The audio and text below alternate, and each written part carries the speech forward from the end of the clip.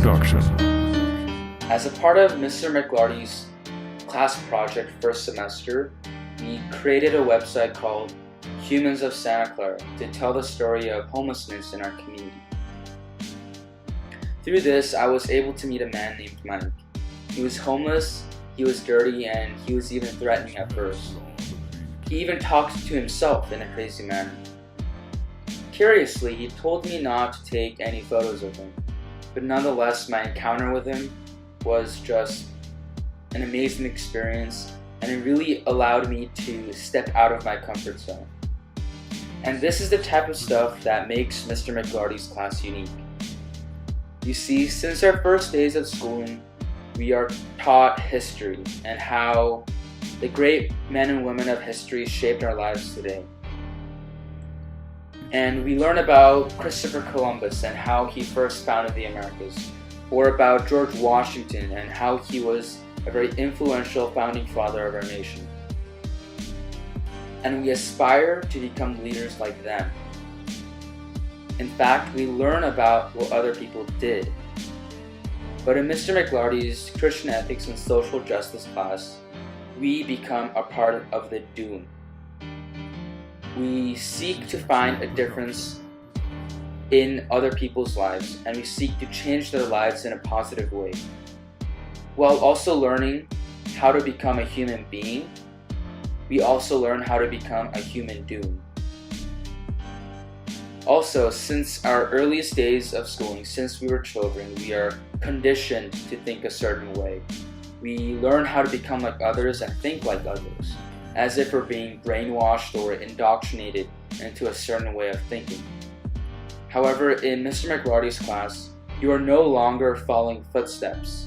Rather, you are creating your own path, especially in the face of difficulty.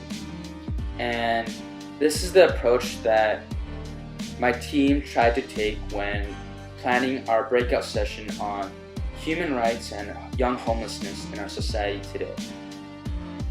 We focused our breakout session on police brutality, and with so much controversy surrounding the issue, we faced a lot of opposition and difficulty.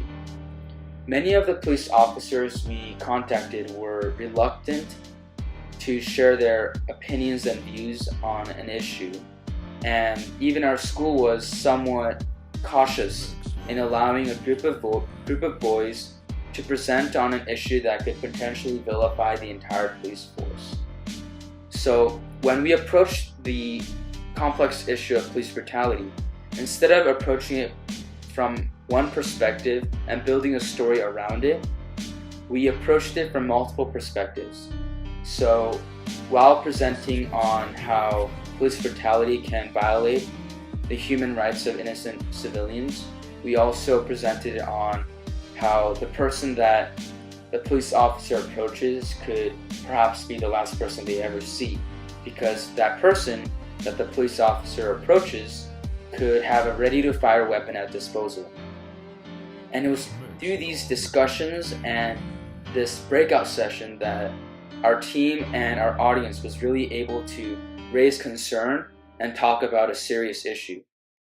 But more than that, the breakout session taught me that you cannot judge a situation from one perspective alone. This is Mixlot Production. Similarly, Mike, the homeless man that I talked about briefly, he taught me that I should not judge a person by my perspective alone. So it turns out that Mike did not want any photos taken of him because he was a wanted criminal. I did not know that he was a dangerous man, but in the end, our friendly conversation and the interview we had taught me that I should not judge someone by their appearance, but rather by what they have inside of them. And this whole experience really allowed me to step out of my comfort zone, and I seek to challenge others as well to step out of their comfort zones and seek social justice in our society today. So I challenge you, when will you step out of your comfort zone and seek social justice in our society today? It's enough as young children that we stay inside of our comfort zones with our friends and family. Gandhi once said, "Be the change you want to see in the world." And it's real, the time is now. I challenge you to step out of your comfort zone and try to make a positive difference in someone's life. This is McSlot Production. Only about 5% of the entire world has a college degree. And as college-bound students, don't you feel like we have some sort of duty or even responsibility to do something, anything? Thank you.